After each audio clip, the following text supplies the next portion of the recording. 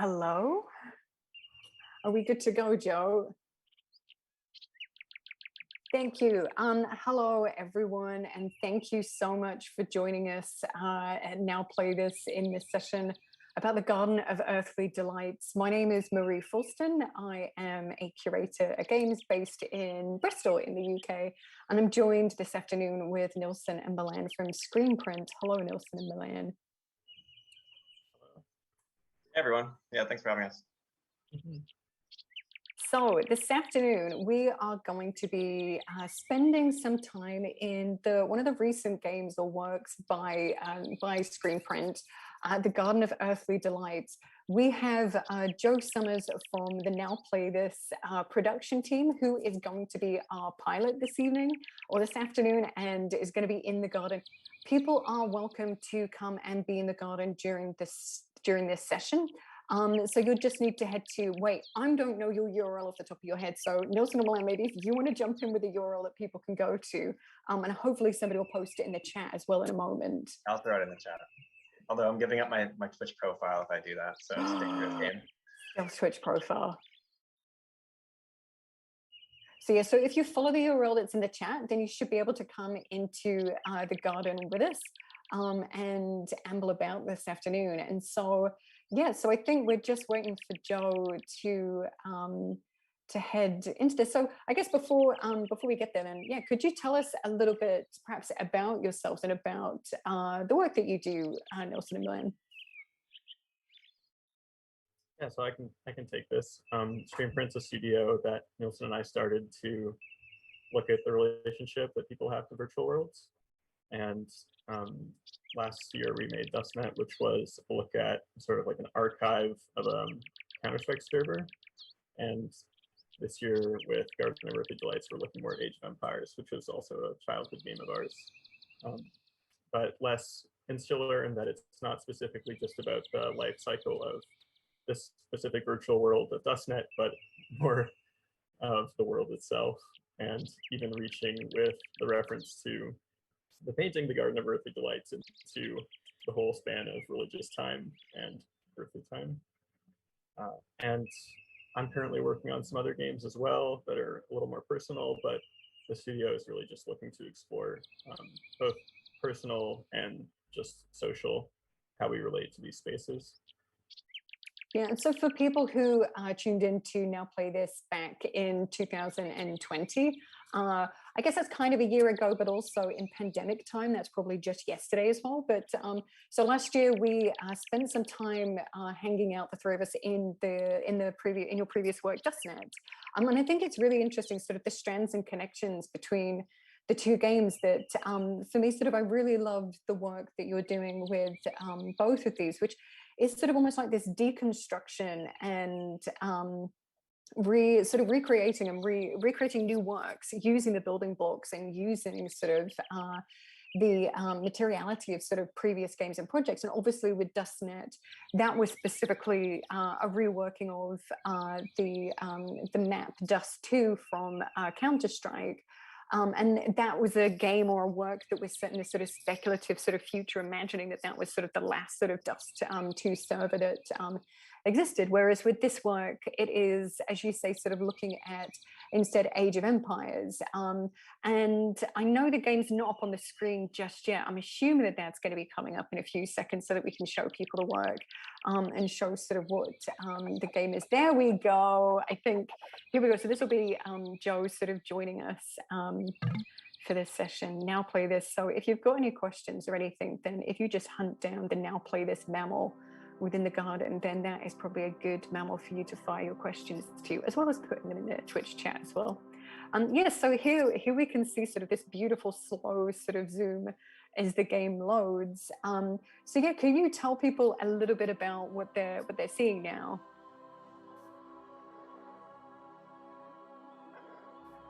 Neilson, would you like to, or should I? Sure. No. I can take this. We're gonna learn the back and forth. So we're identical twin brothers, by the way. So you can feel like our don't finish each other's sentences though. Yes, we would work, but it's turned off right now apparently because we're not in the same place. So yeah, the game kind of starts with obviously the zoom into the painting.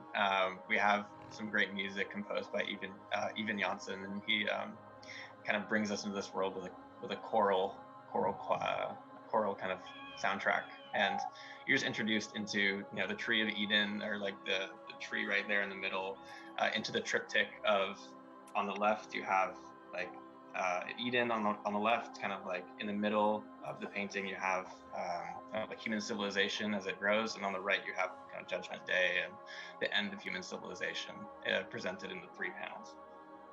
I should have let Milan take that one because he's the art history guy, so I don't know why I took that one. But yeah, well, I think that you can get into the particulars of the painting that it references, but we're nowhere near as surreal as that source material. So it's really, it seems like a more straightforward sort of chronology in our work, which is from the sort of like pristine imagined pastoral world to the eventual destruction of the anthropogenic world. So, but in the original painting, there is this sort of like interesting cavorting of animals and humans, and they're sort of like intertwined both in like play and dance, and it's very, it looks sort of like sinful, like there's like a sort of like an excess of pleasure in it, these like fleshy landscapes. So yeah, there's something going on in the original painting which I think is quite interesting, which really dissolves down these very clear borders that I think we've developed around what is natural and what is human. I think that's definitely an interesting jumping off point for more discussion about our relationship with nature. But of course we used the Age of Empires tile set, which is very straightforward, very literal. So what in particular sort of, I mean, obviously you've mentioned that, I guess sort of a little bit like Counter-Strike with DUSTNET, the Age of Empires is a game that sort of resonated with you and one that you are sort of fans of and people who played previously. But I guess I'm curious to know what sort of specifically drew you to that particular game, and also sort of what the parallels were and what sort of then drew you to sort of making that connection with obviously sort of the Hieronymus Bosch painting, like the Garden of Earthly Delights and the triptych, that we can see sort of the game sort of representing.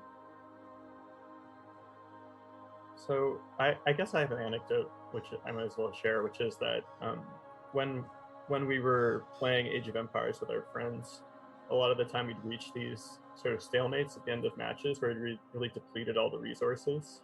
And so that's one story, which is that we were sort of like played out the entire dramatic art of accumulation and depletion throughout the course of a couple hours, and that was interesting in and of itself. But then there's another dimension that we were looking at, which is the conceptual jumping off, or like the impetus for making this game, which is that in Age of Empires there's a coded faction called Gaia, which represents all the natural beasts in the world, and there's a way you can sort of like play as it if you enter in a cheat or if you're in the scenario editor. And that seemed like an interesting angle to take as well, the idea that there's like these nation states, but then there's the nation state of nature, and it's sort of like silent and unacknowledged, but it's there, and it seems it's quite fun to play as it and to have that complete dislocation of a normal experience. So I think both of those were what brought us back to Age of Empires, as well as just like I think the joy of being in the map editor and having this ability to like remix different biomes and have these like impossible juxtapositions of the beasts and birds and all that stuff. So yeah, there's a lot of stuff I think that I could pull into it from my own experience and from playing the game. Because that was one of the questions that I was interested to sort of dig into, is the fact that obviously Age of Empires, we have this sense of sort of civilization and like the development of man and all of these different periods of history. But here we're really focusing on like, as you say, sort of nature. And I like the way that you sort of term this as being sort of this different sort of unspoken sort of nation or sort of faction. And the fact that when people sort of join into the garden, you have the ability to obviously choose between a range of different mammals or creatures, and man is still one of those creatures that you can choose from. But and you have sort of obviously this whole range of different animals that you can choose to. But I like the fact that as well that obviously whilst the work is a triptych, that I feel like sort of visually a triptych, and it's referencing sort of the painting in that way, but equally that the work kind of represents that in sort of the way that it manifests, that we have sort of Age of Empires, we have sort of the Bosch painting here, but also we have an internet chat room. And I guess sort of the connection and bringing together of the sort of Age of Empires and the paintings, sort of, I'm curious to know sort of why, what the decision was with deciding to sort of manifest this as this sort of ambient sort of chat room that people can sort of just move through and chat within, and sort of what abilities or what sort of things you allowed players to sort of to do in this space, and kind of also perhaps what do you expect players to do in this space? Yeah, we definitely took like a very minimalist approach in terms of like, we don't allow the players to do a lot. We're not affording them a lot to do. They can chat and they can move and they can change animal. But within that space, obviously there's more gestural play where you can kind of become an animal, and that says something about kind of what you are at the moment, or you can like foot race other animals, and it's all just an emergent play. So the multiplayer just lets that speak for itself. But in terms of like situating the game, in terms of like making them play as the animals instead of the human civilizations, it's obviously a bit of a sarcastic, pessimistic project that says, when you play a game, what are you really like? When you're playing the simulation of civilization building, that, you know, the games build themselves as conquests, like civilization conquest, accumulation. The actual genre of game I can read out is called 4X, which means explore, expand, exploit, exterminate. So the question is not to condemn, like, you know, all those things. Like, obviously that's already like provocation to say, you know, exploit, exterminate. The point is to say, like, when you play a game like this, when you simulate that behavior, are you really, are you implicated in that action? And so to play as the animals is not to say that now we're the good guys. It's not to say that now, like, we've made you feel better, like you're Gaia fighting back. It's just to say, like, through this perspective of the animal, what's been afforded to you, and within like the scope of a human civilization building game, what other perspectives are allowed for the player to explore. But it's a very ambiguous project from my perspective, in that it's like a pessimist stance of like, is there anything wrong with simulating the civilization building games that we're doing?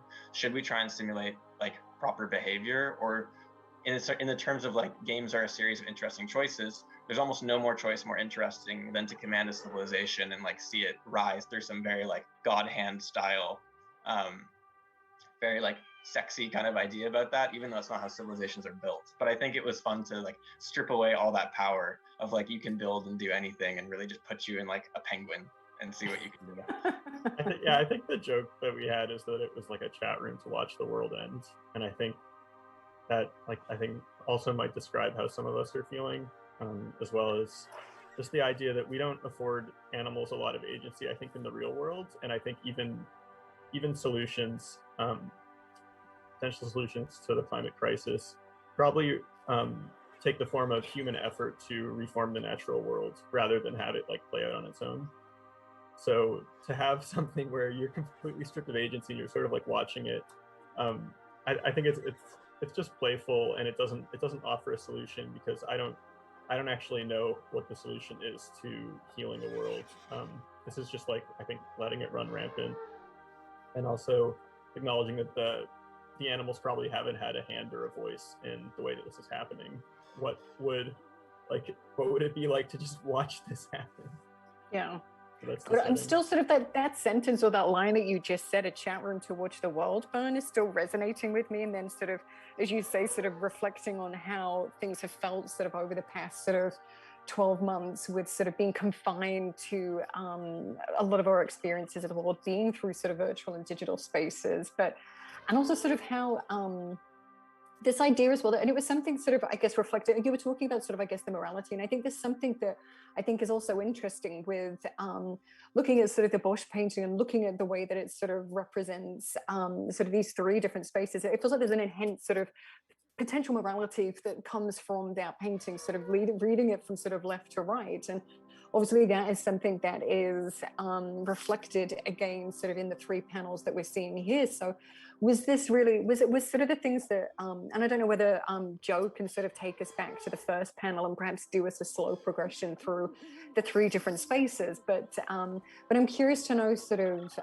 whether the way that you created and defined the three panels and representing them here, was that a direct reflection of the painting, or was this sort of you, I guess, interpreting that through a contemporary lens and sort of reflecting on it a little bit the way that you were just sort of talking about? Neilson, would you like to go or should I? I think the painting itself is, I think, very ambiguous, where our interpretation is more or less literal, which is just a pre-human state, sort of like intermingling of the two, and then the eventual like judgment day. And that's where the painting is also actually very unambiguous, is the first two panels actually resemble themselves a little bit, but the last one is really just hellfire. So I think there is like a little bit of ambiguity that's interesting in those first two, where we get to decide like what is the Garden of Eden in terms of like the human-animal relationships. It's still very ordered, and it's still like this idea of nature as enclosed by human activity. But then the middle panel is just complete pandemonium and it's sort of ecstasy. And like, what is that? What does that look like? And in this, it takes the form of animals being hunted, but also just like, I think, just the hilarious, like everything's running around. There's just too much. There's too much going on. It's sort of like an excess, and then eventually it gets like contained by human activity. But I think, yeah, having the middle panel as this like area of frenzied activity, I think, was important emotionally in the painting and in the final product. We wanted it to feel a little bit absurd. But you can also just take back to the parallels of like an Age of Empires game played from like start to finish. You can read like left to right through the panels, right? Like in our Age of Empires games, it's the Garden of Eden, and you basically spoil it, right? So you can just obviously connect it back to the anecdote of how the actual games, civilization building games go, where most of the environments do get completely depleted by the end of the game. But also the basic question of like, are games that earthly delight? Like that we talked about before, if we want to wade into like the pastoral fantasy kind of situation where games offer up a pre-industrial Earth for us to kind of relish in and to rediscover and explore and exploit. Like that's actually part of the fun, is then exploiting that perfect nature that was so fecund and so available to us. It's like we can't actually find that anymore today, but we can find it in virtual simulations, and we can kind of explore that as a very satisfying feeling to be in Minecraft and start with bare hands and then be able to build a civilization from scratch. Like that, this is very much behind the idea of the painting as well, and the piece. Yeah, I feel like the idea of the Last Judgment is sort of built into the garden, because the garden already represents this idea that nature like invites our desires. It invites us to like sculpt it somehow. It's perfectly ordered, and then we enter into it because it like it's there for us, you know, it's given to us by God, etc. So the idea that the two panels that bookend it are really just like the natural conclusion from the view of the world as according to the first one. The middle one's just where all the shit goes down. But really it's that idea of human as like master of the landscape that really begets the ending. Yeah, and there's something sort of when you're talking about like, I'm talking about sort of this idea of like pastoral fantasy, and I think one of the things that's interesting for me is sort of how this work sort of feels like it almost bridges like the themes that we had at Now Play This last year, especially yesterday, same difference during 2020. Last year, which was all around sort of looking at the way that different works and games sort of break and challenge systems, and thinking about games as an opportunity, like this aesthetic form of allowing us to explore different ways of perhaps organizing or thinking of how systems might be sort of, might run differently. But, and we have this, as you say, sort of, we have these representations of nature within games, but so often the way that we sort of connect with those spaces is through this sort of resource extraction and through this translating or this sort of evolving and changing of this landscape. And within games like Age of Empires, exactly as you say, sort of, you watch this sort of destruction happen. We have this beautiful space, or within Minecraft, we have this beautiful space, and we come in and we kind of heck it up a little bit.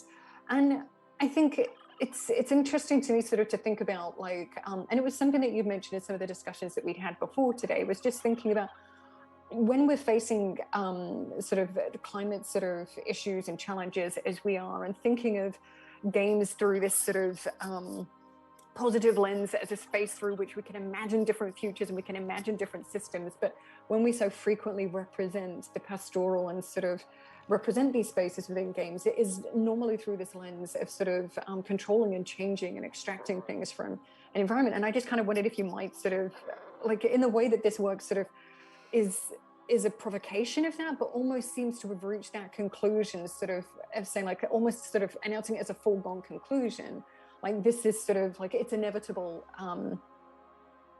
It's inevitable that we will sort of progress through this sort of through this sort of state of resource extraction. Is that something that you agree with? Do you think that that's kind of what this work is doing, or do you think that there are possible ways that games can offer us a space or a way to rethink about the environment, to think about the climate? I think right before Neilson and I were talking about extinction, like this idea of extinction level events, and like what's the difference between different categories of them. And I think, yeah, this is a little bit despairing, but I think there is an idea that it is a foregone conclusion. The question that I have, I think, to myself is, I've been thinking a little bit about a deep time lately, and like what has been lost will take like millions of years to come back.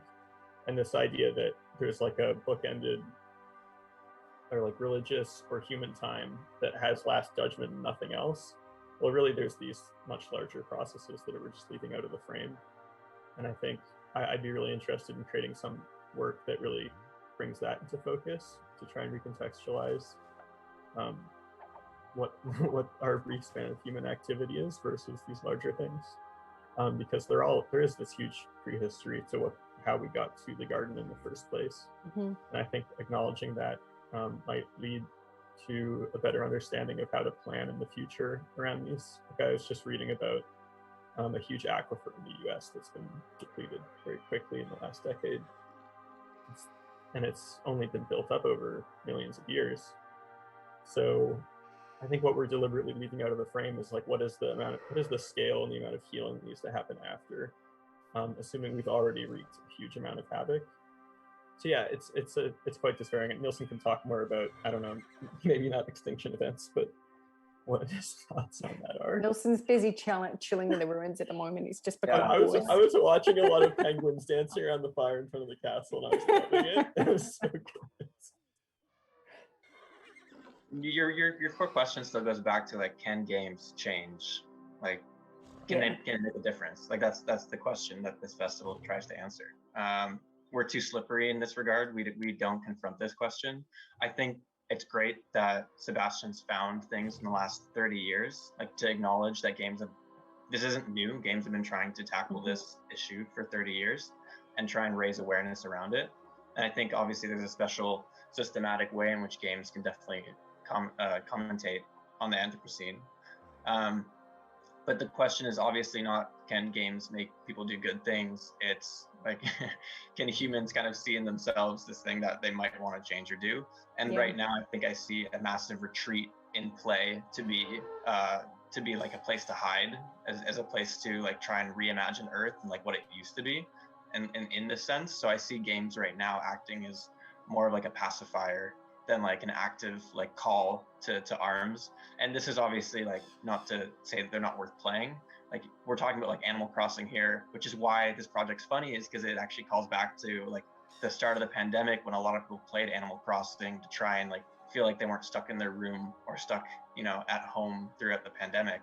So like, play is vital to help people in those times.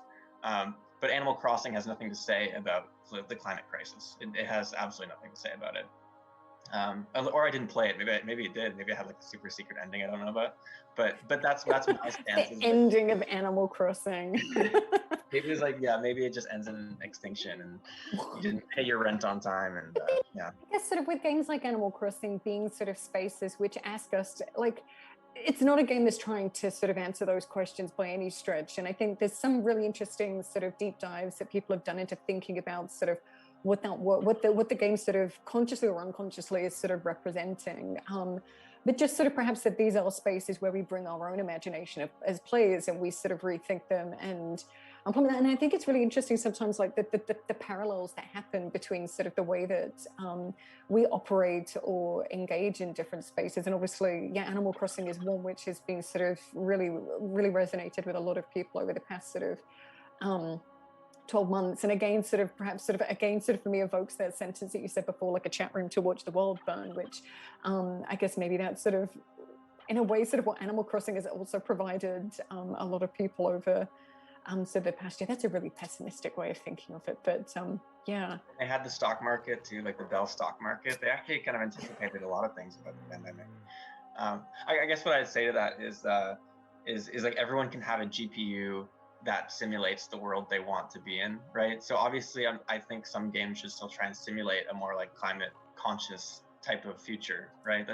And so if it's morally like the responsibility of game developers to start including that in the games, like I think solar punk and other movements have a lot of like cool aesthetic ideas that games should try and explore, and I think people will be really excited to explore. You know, whether that really like brings people to the fore of climate crisis and demanding like a just, equitable future is hard to quite tell. You never really know where this will land. So yeah, I'm a very agnostic medium type spectator. I think every medium has its role to play, and games still has theirs too. Mm-hmm. Sorry. I was saying I noticed there's a documentary earlier on in the festival that looked at playing outside and just the environment immediately surrounding you, and I think that is maybe one of the issues, is this idea that games have become like the playground or the backyard or the park, and it's just moved inside. And that I think is incredibly important when you have urbanization that's sort of knocking that possibility of being in the natural environment out of your life. But do they function the way also that play in nature does, which is maybe it's more unstructured, or it's more like you come to collaborate and negotiate with your friends about like what it is you're doing. And I think that having instrumental play, which is sort of like almost built into the medium, this idea that what you're playing, your play has a goal. And I think that there's something interesting, which is I don't find that sense happens when I'm out in nature. I'm playing out in nature. It's really just like discovering things, and yeah, there's something about, I think, being outside that allows you to really just like explore this possibility space, which is much larger than you can find in a game. Yeah, maybe games are becoming a little more oriented around, I think, experience rather than necessarily just goal-based, but yeah, it's a tough bridge to cross, I think. That's like interesting with like the parallels with, and again, I think it was you, Neilson, that brought this up before about like say Microsoft, Microsoft Flight Simulator.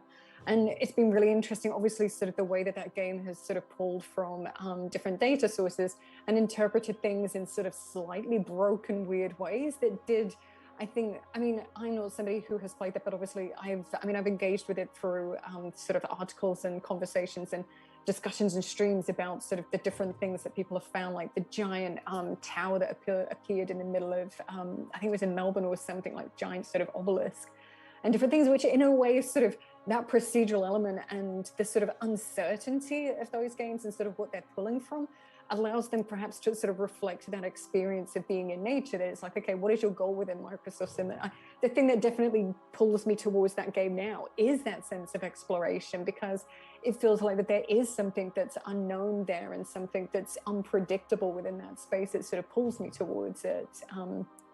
Yeah. There's like a new kind of uncanny in those games where in Flight Simulator you could be in the middle of a hurricane in real life, and in your little like Flight Simulator you fly up in your plane and you're in like the same hurricane, right? But like, where do those two hurricanes kind of connect across the analog digital divide? Yeah. So I thought it's very interesting to have Flight Simulator try and take on the way that we take the metaphors of the real world and put them into games and try and have these actions, like the very literal, no, we're gonna have the real weather, we're gonna have the real world, and we're gonna try and obviously do it as well as we can. Of course, it's a bit of a marketing ploy for their actual like data platforms, but Play's always kind of been fine working with technology and like the high technology to try and simulate things to the best of our ability, right? To make it more real than real, maybe. Yeah, But I I think it also, is this uncanny. I think the concept I want to stick with is the uncanny in that situation. Yeah. but yeah, I wasn't acknowledging, I think, games like Pokemon Go that really recontextualize the environment around you in a way I think that is important, and actually I think speaks to my discomfort with the games replacing the outdoors. And like I think they announced maybe like a Pikmin, Niantic's making the Pikmin game now, and I'm really excited to see how that situates itself in the world, because that's a game world that I love to spend time in, and I think having it bridge the divide is going to be really exciting. I hope it's slightly less stressful than the real Pikmin or the original Pikmin series, because I'm like, I really want to love this game, but I just get so stressed out. I don't like all the little sort of Pikmin being eaten, but yeah. It's got some real horror to it as well. It's a gruesome game. I think in this way, maybe Pikmin does become like the actual, the anthropocentric like antidote in some way, where like it is like this very, like the forces of nature are your enemies most of the time in a lot of ways. Water is the scariest thing in Pikmin, and electricity coursing through water is very deadly. You have like a lot of these very And you're picking through trash monsters. most of the time. It's human refuse. So, I mean, to extend the metaphor, like who's Olimar in the human scale event? If we're all tiny Pikmin, like, you know, is We the Pikmin? the world Or government's a very Olimar? bad Olimar who's not very good at like getting us across this bridge so far. Like we're very big, we're in trouble right now. We need some better Olimars. And what are the big munching things called? Not that we want to open this into like being a Pikmin discussion panel, or maybe we do, but yeah, the Bulbmen are like, that's it. Yeah. Somebody write me the think piece about Pikmin when Pikmin Go comes out, or whatever it's going to be, because that sounds like there's something, or maybe that's something like you two should do, because it sounds like something I want to hear your thoughts on that in more depth. But we'll solicit, if people want us to deconstruct some games, we can take like open solicitation. Yeah. But and also just to note as well, for anybody watching, that if you've got any questions that you want to pose to Neilson and Milan about Garden of Earthly Delights or about their previous work, then if you put them into the chat, then we should get them through. I'm here to be able to pose for them. We've got about another sort of 20-30 minutes of the session left. So type up any questions or any thoughts, or if you can find, I think Neilson's in the map somewhere. I don't know, what are you now, Neilson? You're a horse briefly. I don't know what animal you're looking for, but if you see an animal that says Neilson, then I'm actually hidden in the bushes in the middle panel, so I'm kind of hidden. Go find him hidden behind a bush. That human is one of the animal options, and I feel like that's one of my favorite options, just because you get to like ignore the ire of the other humans, but I'm still an animal. I'm part of the natural world. I wasn't sure, because when I was running around here previously, I was surprised to realize that I could still get killed, thinking that this was sort of like this bucolic sort of space. But then I wasn't sure if I was still, I don't know, are the humans targeting me if I'm an animal, or is it just that I just happen to walk into the crossfire? And so you're saying that the humans are fine, like if you're a man, that you don't get attacked. Is that what happens? Exactly. Yeah, they will hunt you if you're an animal, but not if you're a human. Mm-hmm. Yeah. But you yourself can't hunt other animals. You're not part of that tribe. And so, like, I'm really keen as well to sort of, because the thing that I really love, and we talked about this a bit at the beginning, and obviously this is an obvious, huge sort of part of your work, is sort of repurposing and reusing and working with sort of existing games as sort of the tools and sort of the medium with which you're sort of creating. And you talked a little bit about sort of referencing the Age of Empires tool set with this. And I don't know if you could just talk a little bit more about like the process of making for this, like what actually, what sort of parts did you pull from? Because I think I'm really interested to understand like sort of, what is running sort of in the background, or what sort of pieces and parts you pulled from to create the work. Yeah, half the fun is like taking the actual, like getting to pick apart the original sprite sheets in the game and kind of go through things. You find so many things you didn't even know was supposed to be there. So I mean, we always work with like the source material. Like the same way in DUSTNET, we had like, you know, obviously the Dust2 map. This time we just, thanks to obviously a lot of great modders who do this stuff in their free time, you know, all the sprite sheets are now online for you to pick apart. So, and in this way, it's kind of interesting in that it does go back to DUSTNET, and like these franchises are still very much alive. So for us to like take Age of Empires 2 and pick it apart, it's still an intellectual property that's being like tenderly cared and loved for in the form of like, you know, a new massively multi-million-dollar game. So our process is just like slip into that a little bit and to rearrange the pieces a little bit. We so far worked with like a multiplayer format, so all of our games have that to try and bring people together into the space, because I think, you know, if we stick you in there alone, it's not going to be the same, right, experience. Like these things are normally very social experiences. But yeah, it was a fun project to get our minds off the pandemic. Was really what the beginning of this project was. It really came from us playing a lot of Age of Empires and thinking like, let's just do something right now and let's deconstruct another game. So it started with bringing all the animals in, and the animals were the best part. Like, you know, why would we bother recreating a real-time strategy game? It's like the most painful genre to actually make, I think, in terms of like coding and making. What's a fun thing to take our mind off the pandemic? Well, what if? Well, I'd say that what was really exciting is that because they were releasing updates to the game, they were adding new animals and biomes. And seeing the extent of that, I think, was pretty fun. It's like, what animals are there just for decoration, like the birds. I don't know that the penguins are actually ever really used in the game as like a food source.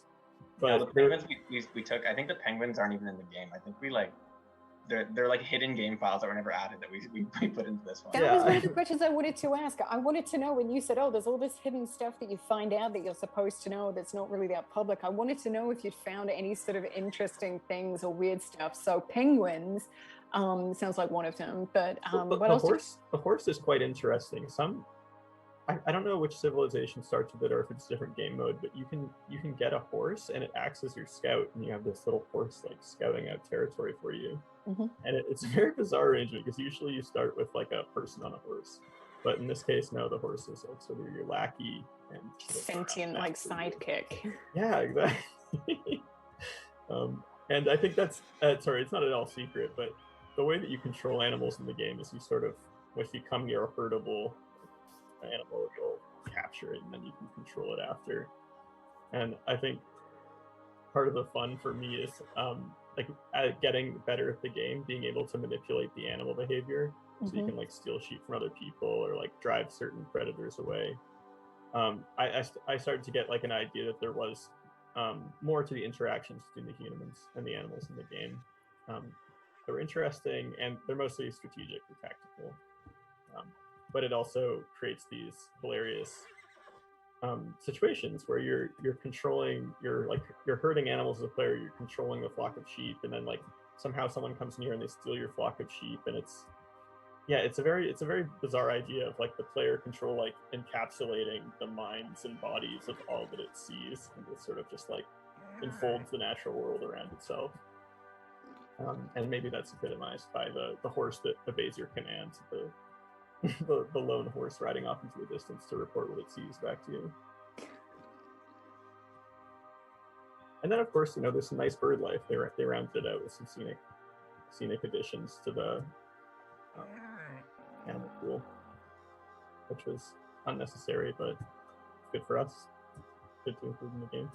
So this is some of your big contributions to Age of Empires, is giving birds agency and unearthing the penguins as well. Yeah, and then for some reason we didn't let the water buffalo walk in this version. So the water buffalo can't move, but in the game they can. I mean, there's more quirks. There's so many quirks. Like in the game, all the aggressive animals don't give you food, so if you kill them, you can't eat them. All the animals that are like sheep that you can kind of command, they give you food. And then there's like some in the middle that they don't attack you. Like the deer, they kind of run away. You have to hunt them. So like there's very like simply coded kind of like hunter-gatherer moments where you have to use the sheep and the deer to get yourself to the agrarian society, like the farming. You don't get the farming first. You have to work your way up from the animal kingdom until you can learn farming and build farms and stuff like that. So there's a very tactical deployment of animals in the game that the developers, like, they serve a very literal purpose. They're not obviously set dressing at all in the game. Just coming across Milan's bloody corpse in the Middle of the RIP. The crocodile, the poor crocodile. It's got such a good walk animation. Sorry, I'm just watching the crocodile sort of, or is it an alligator? That's one of the most fun things that I had, is getting to just plug in the different move speed values for the different animals, giving them a lot of character. Yeah, I like making a super fast crocodile or something. I think there's a lot of fun just in LARPing the different animal personalities that come from that. And yeah, the water buffalo standing still was the end result of just thinking like, what is the most stoic animal in this cast? Just having it be like a sentry. I'm really surprised as well to learn that I thought that in my head, like I just assumed this as a project that had a lifespan sort of pre-pandemic, but I'm surprised to learn that this is a project that you were sort of, that was its genesis sort of from the pandemic last year and sort of running throughout. Like, is that, yeah, is that true? Yeah, it was about a month and a half we made it. It was a very short, yeah, it was a very short project. We kind of had some free time, so we thought let's make something. Because famously, like, we're identical twins, but we don't really work together a lot. So this was actually like a rare collaboration in a sense. Like DUSTNET and Milan helped with some of the design problems because, you know, it was multiplayer, and I'm like, I need someone to play with. So there's very practical uses for each other. But this project was one that, yeah, we just threw together in our free time. Yeah, really. Because that was one of the questions, and you touched upon it a little bit before about sort of the way that you the way that you sort of work together. That obviously SCRNPRNT is sort of the name of a studio that you both sort of work under. And just, I was going to ask sort of a bit more about the way that you do work together, knowing that you have sort of independent projects. And I was going to ask which ones perhaps pulled you together, but it's kind of interesting that the games that are about like the multiplayer, is it all the multiplayer games that sort of have brought you together, and like the ones which have this strand of sort of communication between them? I think, yeah, they're the ones that we've spent the most time in, and the ones that really live in our head long after we're done playing them. So that's something that I think about a lot, is just the amount of spatial memory I've devoted to certain maps and online worlds. And just the fact that they're networked means that you get to share them with other people, whereas like I've spent probably 100 hours playing like a racing game and I know the tracks, but I can't really share it with other people because that's just, you know, single player locked inside my head. So yeah, the power of the networked multiplayer game, I think, is you've got all this like muscle memory and kinesthetic memory attached to a world. And then also on top of that, because the games are older that we're pulling from, I think a lot of people have said when they play Garden of Earthly Delights, just the power of nostalgia alone is enough to, like, when you conjure up that world that they haven't been in for a decade or more. It's powerful because it really only exists in their head. So I think that's the reason for working with those worlds. And then the multiplayer dimension is just getting to, like, you know, take it out of your head a bit and relive it with other people. Obviously, this game, unlike DUSTNET, we don't have quite the same challenges with bunny hopping or sort of movement. This is obviously a lot more sort of forgiving for players in the way that they move around. But I remember it was something we talked a bit about last year as well, with thinking about, for me, the stuff I'm really interested in is thinking about games as performance, and that there is just this intense sort of human element to the way that they're realized, and thinking about like in any performance or in a dance, that there's a choreography and there's a muscle memory and sort of a movement that comes with works. And yeah, and sort of, as you say, sort of how much that connects to sort of your own sort of memory with these games as well, and your own history. Well, that's, I think, part of removing so much of the agency in Garden of Earthly Delights is what makes unlike DUSTNET, which like very faithfully adapts the movement system and the gameplay while changing the setting and the way you interact with other players across different platforms. This is straight up and down, just like I'm moving on a 2D grid with the game setting, but I don't have anything to build. And I think that's what makes the role-playing part of it come forward a little bit. And yeah, the choreographies that I might expect from an Age of Empires game, they are very, like, I think, movement based. Like the expressive part of it is like whether or not you move your units around, and in this, when you're reduced to that, you get to have the more like a few emergent patterns in the game, which is like, I want to race someone, or I'm going to circle them, I'm going to do hide and seek. So it's fun to see those things become the central part of the game instead of being marginal. And I'm sure there's lots of cases where demakes could sort of like bring up interesting ideas that are hidden in more complex systems. So I think that mode of working, the idea of stripping something down, is really central to our creative process.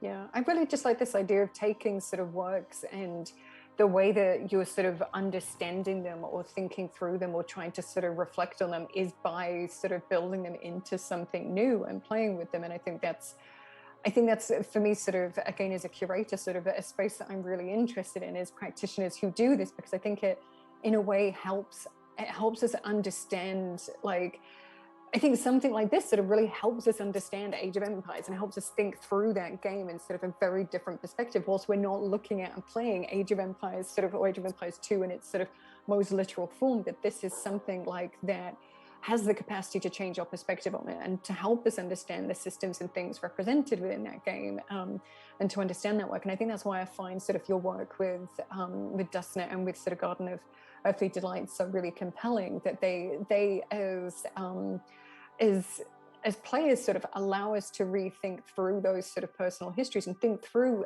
sort of the history of the medium as well in a very sort of active, way. And I think maybe we haven't talked enough maybe about just the idea that this game exists as straight up like a visual, which is the framed triptych. And I think both with DUSTNET and this game, having that artifact related to the work that gets to live on, even if no one's occupying it, I think is quite important. Because, you know, so many games, you sort of put them down and they get, you know, relegated to memory. But having some sort of idea that this could live on just as a visual spectacle, even after there's no more people in the world, you can have just like a 0-player game that's populated by nothing but NPCs or torn down buildings. I think that sort of afterlife is something that I think it's interesting or underexplored, or it's just the nature of an industry where you need novelty, and so, you know, you can only have so much playtime.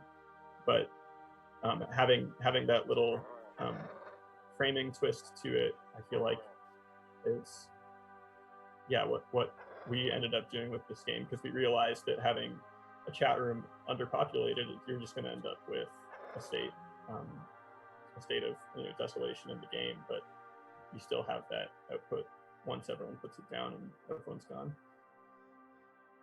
Was that kind of sort of your intentions for the work, that sort of, I mean, sort of the few times as well that I've sort of come in, that there's only been sort of rare instances where I've sort of stumbled on another player? Is that kind of what, I mean, not to say that I don't know whether this is something that you would have sort of an intended experience that you want players to have. Are you anticipating that they're coming into this sort of bustling sort of, and this obviously being sort of an event and having people sort of inviting people into play is probably an anomaly in terms of the way that it's been experienced? Or is the intention really that you are coming into this space and your agency, you have the agency to talk and communicate, but perhaps there's nobody else here, or there's very few people here sort of at any sort of one given time to talk to and to communicate with? I think we're very torn if the animals should talk back to you. Like, if we should simulate some speech, right? Like, should we give the animals a voice? But the animals don't talk in real life, so we kind of let them not talk in this too. Yeah. No, well, it's a lonely world. I think the joke, though, is that when people play this game, it's all about the human. It's all about seeing the humanity in the animal, like how you perform it. So I think the funniest part is how people just revert back to like being the human. It's all about still identifying the human behind the animal at the end of the day. I think that what you said, though, there's something interesting about asynchronous play, which this game doesn't support as well as DUSTNET. In DUSTNET, you can jump on the server and sort of fuss with the map geometry, and then maybe someone else joins and they see it's different. Not having the player really able to leave a trace in this game was, maybe it's a shorter project, it's just not the ambition behind it. But I think it makes it more difficult to have that idea that there's a legacy to the players and they can communicate across time even if they're not online together. And I guess maybe there was a point in the project where like the corpses were on the ground for longer and we were like, what kind of morbid curiosity would exist around leaving them? That didn't happen, but it is like one of the few traces you can leave as a player. And in terms of There's sort a of, few questions in the chat just to jump in. I wasn't sure if we should answer a couple oh questions. yeah, no, I've got a channel. I've been asking for things to come through on a different channel. So if you can see questions in the chat, Neilson, then please do, because I can't see the chat on my screen. It's all good, yeah. So Old Soul asked, like when sourcing the sprite sheets from Age of Empires, did we stumble across any modding work that was especially interesting or surprising? And I want to say we did a very poor job of actually like checking the rest of the Age of Empires community out. We kind of had our own mission and we just kind of went in and went out. So off the top of my head, like it's such an active community that we still play. Like, you know, now they have the Battle Royale mode in Age of Empires, which wasn't a modding thing. I think the actual official developers put it in. So a lot of the modding has to do with like the actual like custom maps. You know, it's not really modding, but there's a lot of maps of like people create, you know, their country, or they create like a scenario, I suppose. Or just like sprite replacement, like changing civilizations to be different civilizations through sprite replacement. But I'm doing a very poor job answering this question. I think there probably is a lot of phenomenal work out there with Age of Empires, but I'm grasping at straws right now. Sorry. Yeah, the websites that do expose you to like the audio files and sprite files, I think are probably used by people that want to do just like sprite swaps, which are usually, I think, pretty humorous. So there's lots of fun that you can have by changing those files, but I haven't seen like any larger scale like conversion mods where it's trying to really change the setting or the factions in the game. And that's what I imagine, like if you were to completely overhaul it, you'd really just comb through all those files, and that's what they're there for. Otherwise, I've seen streamers that just happen to like swap out different images, different sprites in the game just to get a kick out of their audience, and it's pretty fun. And there's one more question, which was more of a comment. It was like ways of remembering game places are very interesting. The things like 3D prints of avatars maybe less evocative than prints of maybe your Minecraft group build as like an interesting kind of like, do we remember it through like a 3D representation or 2D? How do we enshrine gamers who get tattoos of their favorite game? Everything like that. Yeah. Game memory is so slippery. It's this really slippery thing. Because they kind of take over your head. Milan loves talking about the Tetris effect, right? Where it's not really even remembering the game so much as the game actually just completely changes your perspective of what life is by replacing everything in your real world with what the game had. So they just swap in parts of your life into the game. So Tetris effect, I encourage you look it up, LBJ. Yeah, I think it's an interesting facet of games that if you play them enough, they sort of like start perceiving the world through them. And I think it's probably been shelved because of the negative implication it has with a lot of shooters and violent games. But you know, Tetris itself, quite innocuous. Play enough of it, and start wanting to, or think of things in spatial terms as blocks that fit into each other.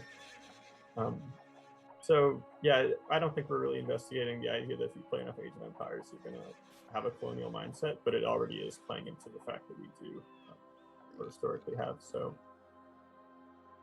yeah, it's behind a lot of the way that I like to think about the medium is what is repeated exposure to these worlds? What kind of thought loops does it create? And yeah, Minecraft is such a great game in that regard because I can really like feel out the dimensions of things that I've built in the game personally that I can remember. And I've got that relationship that feels very like one-to-one to the design of the game.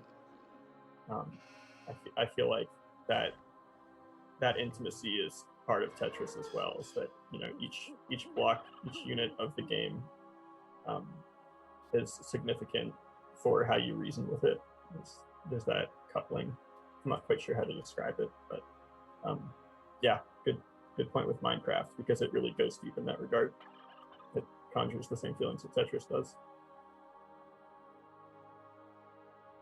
I finally refreshed the screen and I finally got chat. I can see the chat in the Twitch up now finally, but there's a couple of notes in the chat with people just, I think I've come a little bit late to the stream, just as a recap as well about what the game is about. So this is Garden of Earthly Delights, which is a game which is essentially sort of a chat room where players are sort of welcomed in to be a variety of different animals from, or mammals from the game sort of Age of Empires. And I'm moving between these three panels, moving around sort of this triptych landscape, which is sort of representative of this Hieronymus Bosch landscape. So for those who are coming a little bit late to the stream, that's just sort of what the game is about. Well, obviously you can catch us for the stream sort of later, maybe get sort of the beginning of it, but also if you, we've got another 5 minutes left, so you're also of course welcome to join us if you go to the URL, which is probably posted back up in the chat, or if one of the production team could post that in the chat, that would be great, so people can join us. But yeah, so if there's any last questions before the end of the stream today, I know I'm personally keen to sort of ask if I know sort of this isn't sort of the entirety of sort of the work that you're doing. I'm curious to know if there's any that you're not just purely working with other games in other spaces and different sort of mods and recreations, but I'm curious to know if there's other spaces or games that you're keen or interested to sort of work with. I know sort of with DUSTNET that you talked about how you're really interested in sort of the source engine, and obviously Age of Empires is sort of a very sort of different sort of space to that. But are there other games or engines or things that you're interested in sort of looking towards, or are your heads sort of in different spaces at the moment? I'd say I want to plug like what I have going on after what Milan talks about, because yeah, I think we're in totally different directions now. We're going to disappoint you, I think, in terms of, well, we don't know when the next deconstruction is going to happen. Yeah, I think I'm more interested now in maybe doing a very stripped back game that's really just about the sort of inertia of playing games and not having references to any sort of visual material. Because that, like what I was saying about demaking, I think there's something that I get from playing sort of like high pace, reflexive, intensive games, which AoE and DUSTNET or Counter-Strike are, and sort of like scraping off the visual field and seeing like what does it feel like to make a very basic version of this, and then relating that back to the minds or whatever theories of minds I happen to look at. And yeah, I don't know if there are other games that I'm playing that I would like to like make work with reference, like make work within. But I worked on a thesis game a couple of years ago that was about it was a survival game where you sort of like burn down the world as you progress through it. Your only method of interacting with it is to find things to feed this fire that's sort of keeping you warm. And I think I am interested in the concept, the premise of that game, especially with regard to global warming and climate change. And I don't know if that mechanic is, if maybe it's like a little bit of a facile way of thinking about our interactions with nature, but I think there could be a loop of that game that's compelling, and hopefully it could be done in a way that doesn't greatly oversimplify things. I'm just not sure at the moment how I would frame it. There's one other question that's in the chat, although I do have to remind you that you did say Pikmin, although legally I don't know if that's a really good space to be working on deconstructions for them. But there's one last question in the chat. We've got 2 minutes left, and it's a question I'm actually sort of curious about as well, although I have seen sort of allusions to sort of installations, but Odzul on Twitch is asking sort of if you have any specific plans for this to be instantiated as any kind of physical installation, kind of like in the way that DUSTNET had sort of a physical presence. And I'm really curious, like, whilst this is sort of a pandemic project, like what your intentions had been in terms of where you see this work sort of being realized. So they've all been canceled so far. We haven't been able to get an installation. I think my pet project off to the side is to think about how games can be installed and how we can start installing them differently, possibly. So whenever I make a project like this, I also do like a 3D render of an installation because I haven't been able to install them yet. So I try and think about what the installation is while making it, which is a nice way to take the digital stuff and still make it physical in a way. So the answer is yes, we'd love to have a physical installation, and we're just waiting for the pandemic to be over. Just waiting till we can all come out of our houses. Although you have done some, I don't know what space you're doing it in, but you do have some really good photographs, both of DUSTNET and of this sort of within, it looks like it's in a white box gallery, but maybe that's just one of your bedrooms that you've cleared out and hooked a projector out. There's a bit of smoke and mirrors going on. Yeah.